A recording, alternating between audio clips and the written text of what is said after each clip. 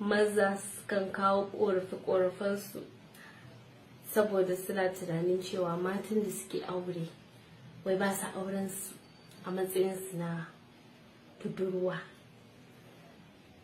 A matsayina na ma'aikaciyar lafiya kuma wanda take aiki da mata, so shine wani ke so in zo in dan wayar da kai akan shi wannan budurci din.